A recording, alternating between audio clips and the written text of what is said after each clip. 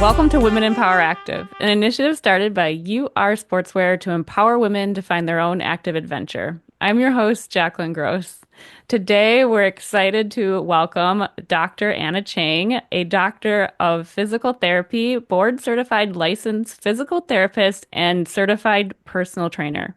After graduating from the University of Puget Sound in 2020, Dr. Anna recognized a need for more accessible, inclusive wellness services. In response, she founded Onsite PT LLC in 2021, focusing on injury prevention and strength building for athletes through personalized, intentional care. But this conversation isn't just about her impressive work. It's about the driven, passionate individual behind it. Let's dive into her story. Welcome, Anna. Thank you so much for being here. I really do appreciate it. Thanks, Jackie. I appreciate being on here as well and kind of sharing my story. I guess we'll just dive into like why I'm here Yeah. or how I got here. A lot of times people talk about their origin stories like, okay, their families were, always hiking on the weekends where they were able to learn about, camping and being around in nature, honestly, to make it sound very vague. Yeah. For me, like I was born in Oklahoma, which to like two Taiwanese people, parents, and then we moved to Kansas for a better life. So if that kind of gives you a perspective of like where my family comes from in terms of survival and then also understanding the culture of being outdoors, there was none.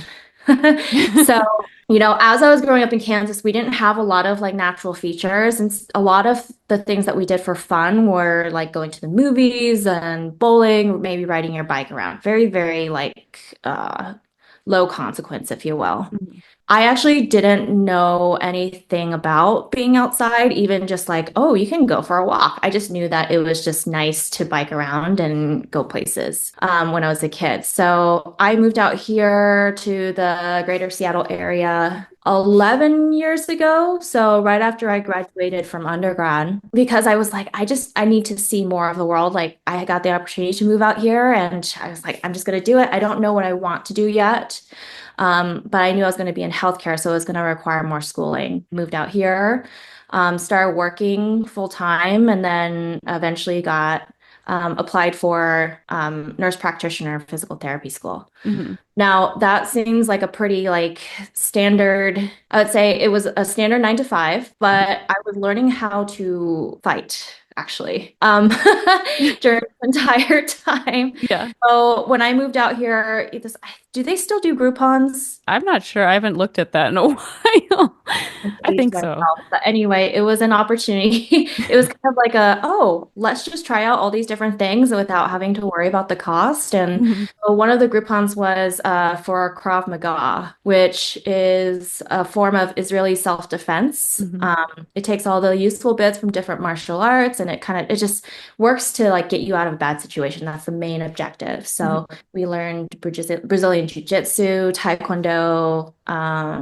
Muay Thai. And I think those were the big ones. I mean, boxing as well. And that was when I realized there is a difference between men and women, like just flat out physically, and then also like the ability to be physical, Yeah. right? Like the expectation. So I started teaching women's classes actually because it was like a safer space for women to kind of Mhm. like break out of those societal barriers of like, all right, you gotta stay quiet, like pretend that nothing's happening and just keep walking. Mhm. And it was very empowering because the idea is that you're taking all the like different techniques and it doesn't matter if you're like smaller or bigger, like you just are trying to learn how to use your body and then get out of the situation. That was my start to being more That's physical. I had no clue about that. That's so cool. I've actually personally been thinking about taking some jujitsu or something like that for the same reason, just because I run a lot and I'm concerned Yeah. about, something happening. Um, yeah, that's so cool that you started doing that. Opened a whole new world. I then started trying yoga because it was at my dojo, and then I started trying CrossFit. And I'm like, oh, you can lift weights in a safe way. Like you Yeah. can't, your back doesn't hurt all the time. Like, so that's when it started to really start clicking that, in order to like maintain my mental health, I needed to also have like my physical health. Hmm. Yeah, I would definitely recommend taking one of those classes because oftentimes those schools will provide like a free class just to help it be more accessible to you. Hmm. There's nothing to lose.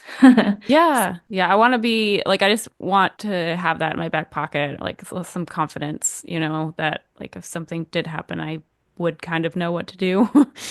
No, and Um, it takes practice like anything else, mm, right? Because if you're not exposed to it, then it's not in your expectations and your body physically doesn't even know how to react. So it is one of those, it has been life-changing for me because like not knowing that, I'm going to go into a fight and win so much as knowing how to avoid a fight or be a little bit more aware of my situation yeah. has been like it has been it's helped address the emotion like the fear Hmm. or the emotion of being alone or being a smaller woman or being a woman of color and then being able to navigate that. From there, how did you get into climbing? Oh yeah. So I got into PT school and my classmates started teaching me because our the my university here has like a small climbing gym that the students would set and also teach classes in, which I didn't even know. It was like behind a closed door and you would only know it was there if you had talked to somebody. Like they Yeah. didn't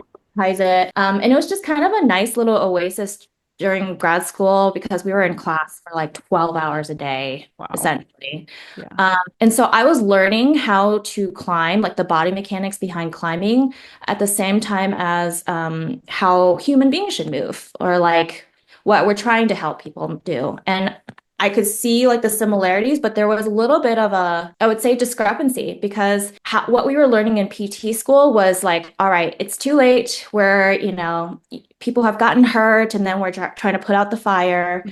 Whereas with the climbing, it was like, oh, I am learning all these things for myself and I'm not thinking about getting hurt, but why not continue to like build sustainable habits, Yeah. right? While still having fun. So I graduated during COVID. I was actually in my internship at Harborview Oh, when wow. the first case of COVID came through. Wow. So yeah, that was a kind of a traumatic time, honestly, because it was nobody knew what was going on and they let the students go early. Hmm. And I was kind of at a loss of what to do. My whole track of figuring out, okay, I'm gonna go to PT school, I'm gonna get a degree, I'm gonna go to work, went out the window because now, the pandemic also elicited a lot of emotions that people don't always acknowledge, right? Hmm. So I actually started working at a climbing gym.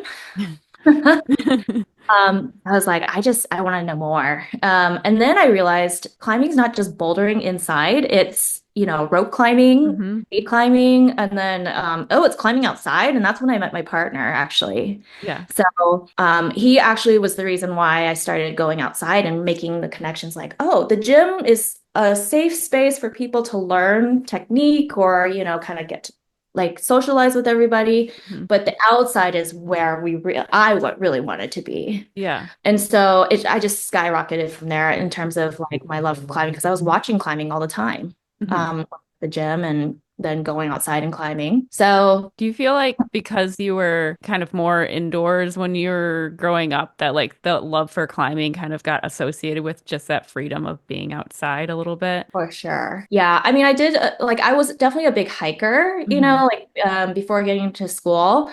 I can remember one time I was at like Mount Rainier National Park Hmm. and, we're driving and I thought, oh, this is so beautiful. And I had like jeans, Keds, and like a tiny plastic water bottle. Yeah. And we drove to, I can't remember the falls anymore. One of the most famous ones. Narada? Yeah, Narada Falls. Okay. And it was just like a lookout point. I'm like, oh, okay. I looked at it and then I left. We left, Yeah. So that was my only exposure. I'm like, I want to be outside more. Yeah. So yes, I think that is true that climbing connected me. Like I felt more connected being outside Hmm. while climbing. And so that actually catapulted. So my partner also is retro bolting an old crag that is 30 years old and nobody's really climbed it in the last 30 years. Oh, wow. Yeah. So we go out there pretty often to like steward the land and then also like clean up the rock. Hmm. And that has given me a whole nother level of appreciation for like the state services, like state forest services and, Washington Climbers Coalition putting in the funding and the blood, sweat, and tears to build Mhm. trails. I feel like I was going to say something else, but I can't remember. Mhm. Oh, well, I think it's like my little plug for my business, Yeah. but get me on that soapbox. I will go forever. So we might as well talk about other things if you had questions for me before I go into that. Well, no, I mean, I really wanted to talk about that, your business, because I've never seen anybody who like specializes specifically in climbing PT. Like I see a lot of runners, cyclists, like all of that. I've never had, it's like few and far between for you to be able to like find somebody who could like help you specifically with like issues for climbing. So I did want to talk about that because you kind of tied in your like love of climbing, but then you put your business into climbing specifically. So yeah, can you talk a little bit about that? Get on your soapbox. Let's hear it. Okay, okay. Yeah. All right, get ready for it. So, yeah, like, so I graduated during COVID, and then I realized, like, there's got to be something more than waiting for people to get hurt, you Mhm. know? And so I got my personal training certificate actually, like, during this time, because I thought, I want to, instead of just giving a man a fish, I wanted to, or a woman, thank Yeah.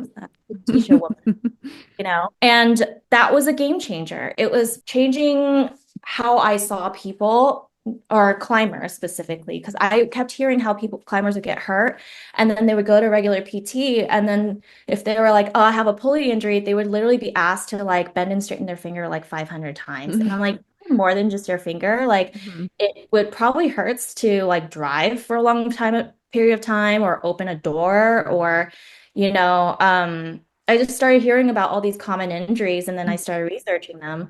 Luckily, like during this time, I think the climbing doctor who, Jared Vagey, he and the Climb Clinic, and Kevin, those two guys kind of pioneered climbing PT. Like they had a strong online presence. They had been thinking about it for a long time. Mhm. They had a good approach.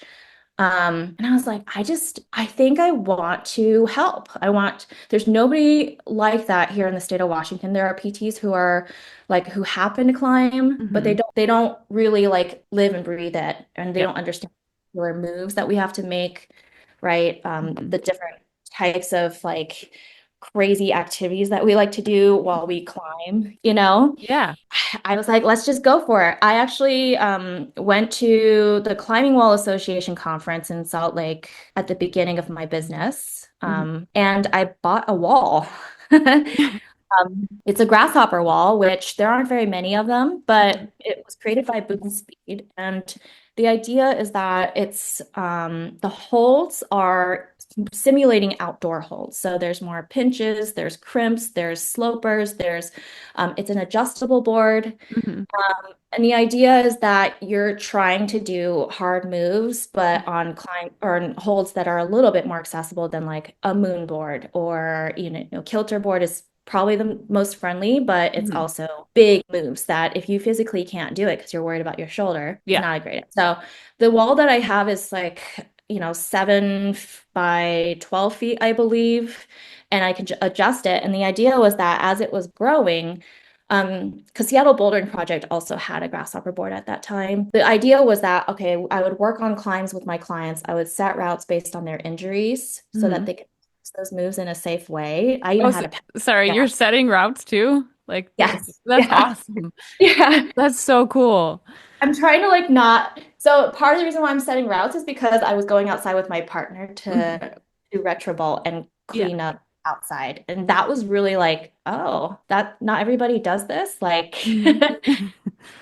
you're not staring at some random, and we call it our choss pile, right? Mhm. Just all rocks, all. I'm like, how do you make a climb out of this? Yeah. So that was definitely a steep learning curve, but Mhm. I think it has helped me be more like empathetic to new climbers and then to also like even experienced climbers and like being able to fill in the spaces of like, okay, what do we have to work on? It's not just the like physical aspect, it's also the like technical aspect of Mhm. climbing that we're prepping for. So it's like not even, it's like, so you don't, like, you're kind of like holistically, like fully strengthening all the parts together. Like you're not making it just to like stop the injury. You're just making sure hopefully it won't happen again, basically, by talking through like how to climb essentially for that person.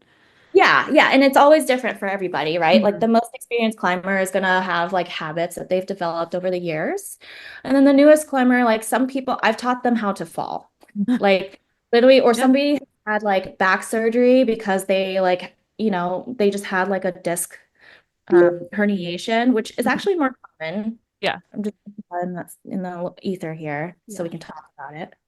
But and then she was afraid of falling, and there was no way I was gonna ask her to like buy a membership to a gym and then have her practice on her own because Hmm. it's just too terrifying Yeah. when you're already just trying to figure out how to like move your own body and like go to work, right? Hmm. I guess what happened was I incorporated climbing coaching in with physical therapy, in with personal training, Hmm. while also just having conversations with people about like what do their lives look like? Like how is it sustainable for you to be like going to the gym 4 or 5 times a week when you're working a 9 to 5? Oftentimes it's not. Hmm. Or it is, but you have to have a little bit of like give and take with their what you're doing. Because I've had climbing coaching before and it was great. It definitely helped my climbing, but it was just so overwhelming. I Hmm. was tired all the time. And I lost sight of like why I was doing it. Yeah. So like kind of stopped being fun at that point, and that's why we do it because we enjoy it. So Yeah. Yeah. Fun is fun. It's yeah. a very tough sport. I'm going to say it here. It brings together different types of people and Mhm. it creates like a common language that we can all share or you Yeah. can but it can very easily become toxic. It's a new sport. And so Yeah. we're trying to figure out a lot of the boundaries that the other sports have had time to figure out. And so like oftentimes it's the people who are pioneering that sport that are going to help define what it looks like to the next generation, right? Hmm. um, Being a little bit more organized about it as well can be helpful where okay, we have all these life stories, we have these experiences that these pro climbers or climbing PTs, let's just get even more niche, right? Yeah. But then how do we make it a culture? Like I said, like Yeah. how do we make it sustainable and how do we make sure that people don't get lost in the sauce and that you're not just another runner or another cyclist, but you're somebody who like enjoys climbing and you can contribute back into the community. So that was the other motivation for my business because I didn't see a lot of PTs that looked like me. Mm. I didn't see a lot of climbing PTs that looked like me. I didn't see a lot of climbers that looked like me. I didn't see a lot of, you know, Yeah. in Kansas, especially Yeah. from start and then Yeah. till so that's been my journey so far. Yeah, that's incredible. Like it's like a total shift from where you were to where you are now. Like I know like for me to see this, like I had no idea like of the full extent of like your knowledge and history of like all of having the knowledge to train somebody, but also to like prevent injury, like is a huge advantage. And I feel like a lot of times I mean, we're talking to people or women, or I'm talking to women that have like successfully figured out how to climb, but there's a lot of people who may have tried it and have been shut down because like either don't understand how to move their body properly or it's just like, there's an injury that happens or I had a friend who came and she fell weird and then this is a true story, never came to climb with me again. So, like we want people to have like good experiences so that they can really, also love the sport. Which I think is what you're bridging the gap to, is getting them to continue. Yeah, that's the hope, and that's definitely the mission. Yeah, but one part of that and is also having conversations, right? Hmm. So, we as human beings are really good at polarizing, like, all right, it's all or nothing. Like, okay, I'm gonna be like a pro climber and I'm gonna know all the stuff about Yeah. climbing, or let's just back off because I got hurt and you're a climber, you can do your thing. When really it's a shared experience that everybody should have. Or not, Hmm. I'm biased, obviously, but just Yeah. it's a shared experience that, if you change your mindset around that instead of like the pressure of performing in front of Yeah. your friends, right? Then it can be much more enjoyable and it can be something that you can do for the rest of your real life and help you like get to know new friends. Hmm. So I think that your friend is not the only person that I've heard of Hmm. where they've had a bad fall, and it definitely takes a lot of intention and patience to get back to not necessarily where you were so Yeah. much as like what my hope is, and it's with high expectations, no pun intended, getting you past that point where you Yeah. were, like stronger than you were before, Hmm. right? Journey does take time. It takes a little bit of vulnerability, like saying, hey, I'm still worried about the reason why I'm not climbing again is because I'm worried about falling. Hmm. Um, Which and is then that's like such a hard, like ego wise, so uh, hard to say sometimes. yeah.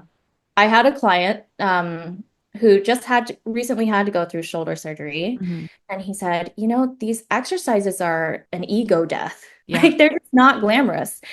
I tell that to my clients all the time. Hmm. Now, it can be fun and it can be motivating when you talk to people as a part, like explain what's happening. Like, Yeah. why are you like pulling your resistance band apart? You know what I mean? Hmm. Or why are you, just pulling on some random fingerboard at the like a big giant rock? Yeah. And, climbers have gotten really good about warming up their fingers, but because like that's just like the common injury, but it's making sure that they understand that everything else has to be connected. Everything else has to be warmed up Hmm. before they hop on the wall with their whole body. Right. Yes. Yeah. This is something I need to do as well. 'Cause I definitely am so bad. Like I'll warm up before I run or I'll do activations before I run, but I'm not doing them really before I climb. I just like show up there and it's not good for the longevity of me climbing, I'm sure, too, because as you do things over and over and over again, commonly causes issues. And especially if you're not warming up at all. And I honestly don't know. Like I would have to kind of research like what would be a good warm up because I do see people doing the arm warm ups all the time, but I don't know what they're doing. I do them sometimes. I have no idea why I'm doing it, you know? So that's a really good point. I didn't even think about Well, that. and I didn't mean to like guilt trip you or anything, but No, just no. where the internet is super helpful in terms of like, all right, gets you thinking about things, like Hmm. exposes you to like different habits that you otherwise wouldn't have. But Hmm. then it can be super overwhelming. Like, all right, what is my injury, or what I'm feeling a certain way when I'm trying this exercise. So then what can I do? And that's where the personalized care really comes in Yeah. because, everybody moves differently. Everybody's got a different history of injuries, and that's okay. Like, there's no shame in that. It's just making sure that you like find a system that works for you, whether that's with a PT or with me or anybody that's like climbing coaching, and then having it be like a constant process, like a Yep. change, Hmm. right? Because we don't make changes very easily. So to make sustainable change, you have to change different like small parts of your life for it and then apply it, make it into a habit. Like one of my favorite books is Atomic Habits Hmm. by because he talks about how you can't just like overhaul everything. It's just your body does not understand that and Yeah. how it applies to your future, right? Taking a little bit of that pressure off, and I guess that might be like my statement of empowerment, if you will, is Hmm. that it's okay to be vulnerable. It's okay to leave your ego at the door because on the other side, you're going to come out a stronger person and a stronger climber, Hmm. right? And be able to voice your needs and be able to advocate for those who don't always advocate for themselves because you put in that work. The work looks differently. It's not always, some crazy pistol squat on a box that you see on Yeah. the ride.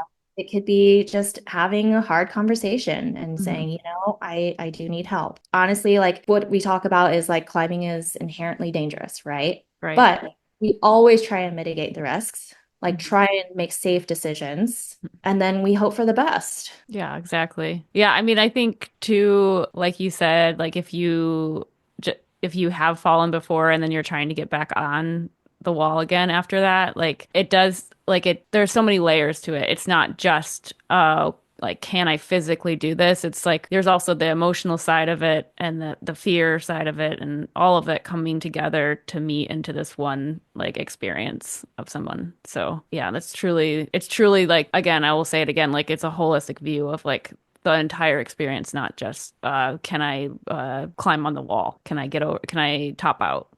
Because I can tell you right now, I'm struggling with this outdoor climbing and topping out, just getting sketched out.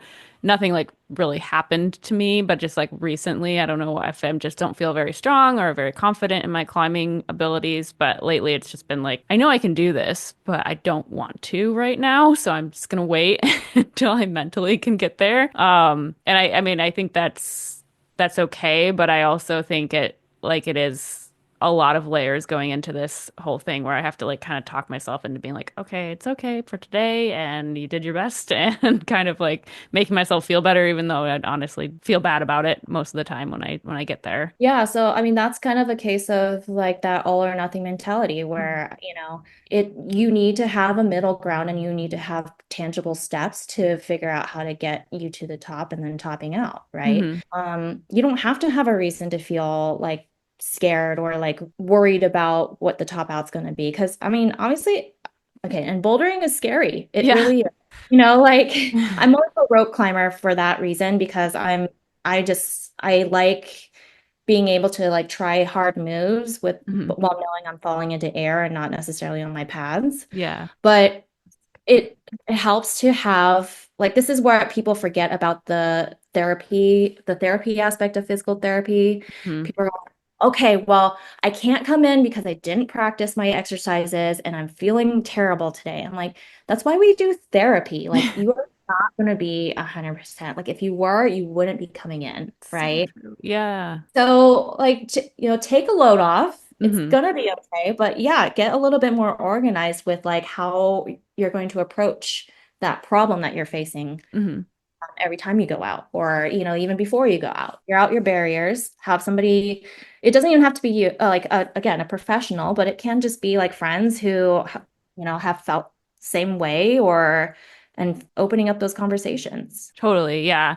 I know I was thinking some like visualizations before, just like visualizing getting into that point of being scared and then being like, okay, and then doing it in my head just to kind of prepare myself. Because sometimes a lot of times I won't feel what I'm actually feeling until I get into the situation. But I feel like if I thought about it a little bit more, I might be able to overcome, or not overcome, but I like the term you're using of getting organized. Like if I could just get my thoughts organized and like what I'm preparing to do and like working through that or I feel like I could do it, but I think because I'm cutting off how I'm feeling until I get to the boulder, that's when I'm running into this issue of that block of I'm getting too scared. And I know that I'm getting too scared for the situation, but I know it's not safe either for somebody who's like too scared to climb. You're not doing smart things when you're Right, scared. you're not committing as much, right? Yeah. Yeah. Yeah, such a good point. Thank you for that. I definitely am going to think about that for a while now.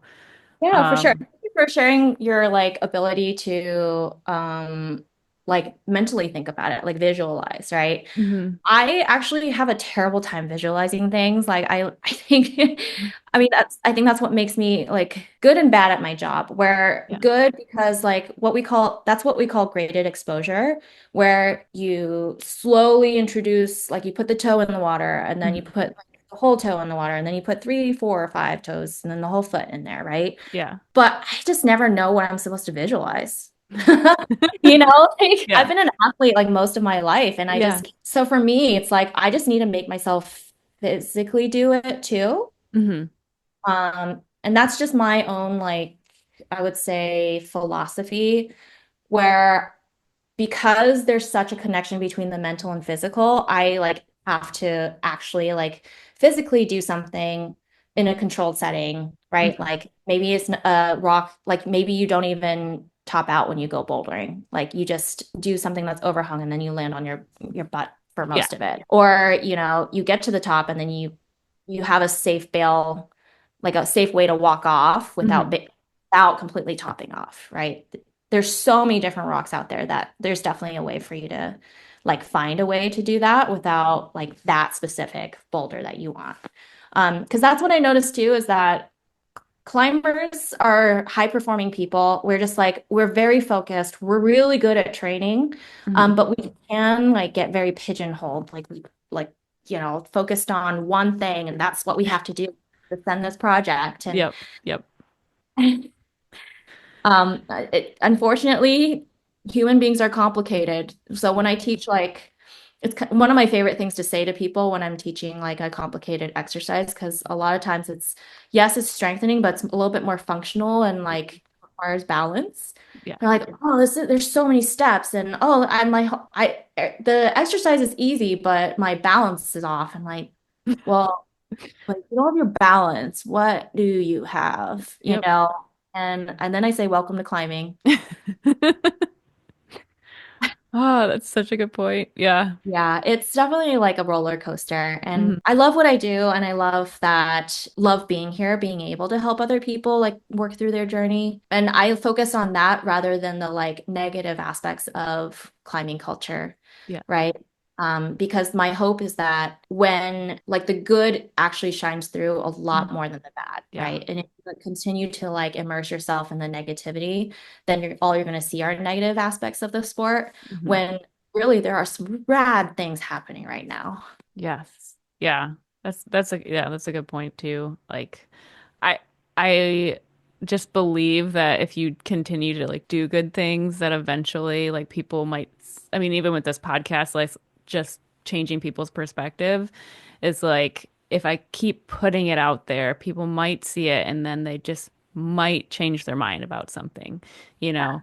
So, it might take a lot for them to get there, but maybe this will be just a little crumb that will help them, push them over the edge. So, I definitely agree with you there. Like being positive, like is so much better than like focusing on the negative. I was gonna ask you too, since we kind of like we're talking about you and like what you're working on, like do you have goals for yourself? Like are you working on anything towards like climbing or otherwise? Yeah. Well, let's see. I'm getting close to being able to hire another physical therapist, like grow my business. Okay, that's awesome. Congratulations. Yeah.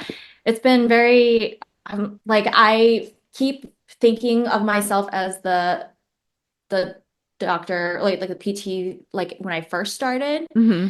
Versus like now, I've learned a lot more. I've talked to people so I think that it's time to grow and Hmm. really like see if I can transition more to a teaching Yeah. position. But the other thing is like in terms of climbing goals, like I I want to, so I'm working on this 513 right now. That's Hmm. super overhung at the crag that my partner is retro bolting. Yeah. One, because it's been forgotten. Only our like close friend group really goes out there right now. Hmm. It's so overhung that I'm like, all right, I'm gonna do it. I'm Hmm. very good at like crimpy vertical climbs, Yeah. as I would say a lot of women are, Yeah. right? Not this one is just like pure thuggy. Like I just a lot of compression moves. It's a lot of like big moves that Yeah. me as a shorty, I would love to like be able to conquer. So that is one of my goals for this year at least. Yeah. Are you pretty close or like where are you on it? I Like, would say so. I'm halfway up. So, oh, sweet. yeah, unfortunately for us here in Washington, the weather is not always Yeah. accommodating. So it's really just waiting it for dry rock, Yeah. right? But that's the other goal, and this is like a longer life goal, is just to be able to touch different types of rock and like Hmm. be different places. Because that's the other aspect of climbing is that it just gets you to really cool places, Hmm. For rope climbs, like you get a different view that you would not normally get when you hike 7, 8 hours too, right? Yeah. Or multi pitches as well. Bouldering, like you're out in the middle of nowhere usually, and it's just peaceful. It's Yes. like just you and the climb, and you and your friends also, right? But Yeah. yeah, I mean, but even in the gym, like I'm not as invested in the gym. And Hmm. I think you were very, very like poignant when you talked about how climbing is associated with the outside for me. Hmm. I don't necessarily enjoy the gym, but I have found that it's been easier to connect with people there, right? Yep. I go like once a week up to this bouldering gym up in Shoreline. Hmm. Um, I like the owner. I like what he's trying to do for the community. He holds community competitions when he doesn't have to. The setting is hard, right? But then there are people who are just learning how to climb there, and it's just a very welcoming environment. And that's what I want is Hmm. my goal is to introduce as many people as possible to climbing and have them have a positive experience. Yeah, I know that's probably not like a super lofty goal, but it's definitely something that I'm going to try and work towards the rest of my life. Yeah. I mean, it's like very inspiring. I think that is a huge lofty goal, try to get as many people into climbing as possible. Like that's an incredible goal. Especially people who might not think that they belong in that situation. Like you're getting and being a support system for those people, which is huge. A huge accomplishment. And I agree with you. I know what gym you're talking about. It's an awesome setters, awesome gym. Um, Great I don't place know. to be. I guess I'm allowed to say which gyms they are, right? Or no? Yeah, yeah, you can. I mean, I just wasn't you weren't. My blog. I love Uplift Yeah. because of the small gym vibes, and it really feels like what climbing gyms are supposed to represent, Hmm. right? And I know that a lot of people get intimidated by the climbs there, but it also there's a middle ground and there's a way for people to understand like what climbing is Yeah. by working hard and not having it so accessible. Yeah. I think it's very intimidating to like walk into a gym that you've never been to before. Or, I mean, maybe not after you've been climbing a while, but like if you haven't climbed before to just walk into a gym. I mean, still there's like some uncertainty, even if you have climbed, like how do they end their problems? How are they grading? Like, what's Yeah. the two-hand start for the problem? Is it, kind of like all of those questions. um, which does help if you do feel confident enough to like bring in the community aspect because that's when you're like talking to the people that are in the gym, asking them questions, and hopefully they are open and receptive and wanting to answer or be helpful, which is Yeah, I was there. I forgot to mention, I when I was learning how to climb in PT school, yeah. I was so doubtful and like unsure of what this thing was that Mhm. I climbed in my street shoes for probably like 4 or 5 months because I'm like, I'm not spending $50 on knew that climbing shoes could get to be 200. Yeah. Um, You know? but I was like, I'm not spending $50 on shoes that I'm only going to wear when I'm climbing because Yeah. like that's the survival mentality that I had at the time. Hmm. But it also made me like a stronger climber for it because I'm like, oh, I might fall if I'm not particular with where I put my feet. So even down to like the shoes, like what kind of equipment do you have access to is Hmm. really intimidating. So I try to break things down. I don't know if you can notice the trend with what I'm saying, but Yeah. it's all get organized. Hello. Yeah. Loving way, like, hey, I know this is what this could be for you, and let's figure out the steps to get there. Right. Right. Yeah, I mean, it definitely, if you have no idea about shoes to buy or, when you're trying them on, they're going to be like, these don't fit me or not understanding how they're supposed to fit. I mean, that's a huge barrier. And yes, also the cost of a nice pair of climbing shoes is very limiting for people too. They're hugely expensive. Luckily, a lot of people don't know how expensive they are because we just throw them around willy-nilly at the gym. But yeah, Yeah. it's like, But I think of it as a privilege, mhm. and it's like I'm not saying that I judge people for the for their like choice in purchasing more expensive shoes, right? Yeah. But it's just a little bit more rewarding when I see like a new climber who they're like their ability has caught up, but Mhm. now they just need like a new shoe that is a little bit more aggressive. And Yeah. then, then they're off to the races in terms of like what else they can access that way. That is my goal. So if you can help me, Jackie, that would be great. Yeah. I'm here for it. I definitely love to cheer people on when I see them at the gym. And I'm like, it's probably weird that they let I'm like so pumped about them being able to like climb this problem. But I am. I'm very excited. I saw you working on it. Really happy for you to be able to get it finally. It's that's what I love. I mean, I ran a lot. This my like what I've done for my almost my whole life. But when I got to a climbing gym, it was just like so nice to have like that kind of camaraderie and like the communication because running, you're not usually talking as much. But just like working together to like, send a problem is like an amazing way to kind of meet people and make friends and build that community. I know you've kind of answered this already, but we always end our episodes with words of empowerment. So could you share your words of empowerment for climbers who might just be starting climbing or people or just anybody doing anything active? Yeah, so I mean, it's a slight variation, but just don't be afraid to have conversations. It starts with sharing what's going on your end, and then having the other person return that, right? And then figuring out a good middle ground in between, right? It doesn't have to be this extreme version of what you want to do, whether it's climbing or with what you're asking your body to do. Mhm. It's really kind of it's empowering to know that, all right, these are the things that you can do, and these are the things that you're going to be able to do, right? So you should not let that be a barrier. Yes. Oh, so well said. I also, if you have anything that I didn't ask you and you would like to say, you can go ahead and add it. Anything that I didn't bring up that you wanted to be a part of your story. I think we actually covered quite a bit of my Okay.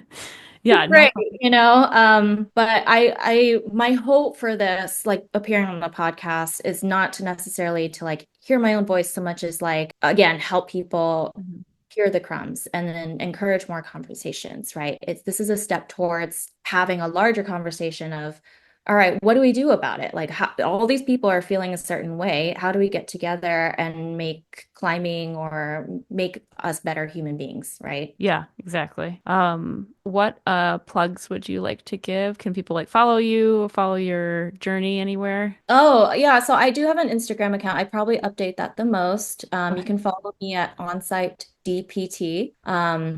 You will probably see a few shenanigans in there as well, but I want to make sure that climbing stays fun. Yes. If anybody has any like issues that they've been working on for a long time, it doesn't matter like if it's fresh or from 10 years ago. I try and again make PT accessible, so I do have the option to schedule like a free discovery call for everybody, just so that we can chat. I also want to thank Momentum Climbing in Soto because they have had me at the gym every month to do a wellness clinic for them where I can just chat with their members about anything and everything. So, for them to provide that space for me has also been very huge. And then if they want to check out your website, what's your URL?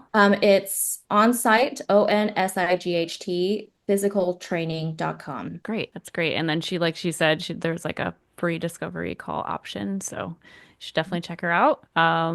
You can follow me personally. That's at Jacalyn Gross, JACALYNGROSS. You can follow UR Sportswear. That's the letter U, the letter R, Sportswear on all social platforms. You can check out any of our products at ursportswear.com. If you're listening to this and you want to watch the video version, you can go to UR Sportswear's YouTube channel and subscribe. Both the audio and video version of this podcast was produced by Jeremy Canaria and edited by me, Anna, Dr. Anna Chang. Thank you so much for being here. It flew by, honestly. I can't I believe we're already at know. time. Yeah. So great to talk to you.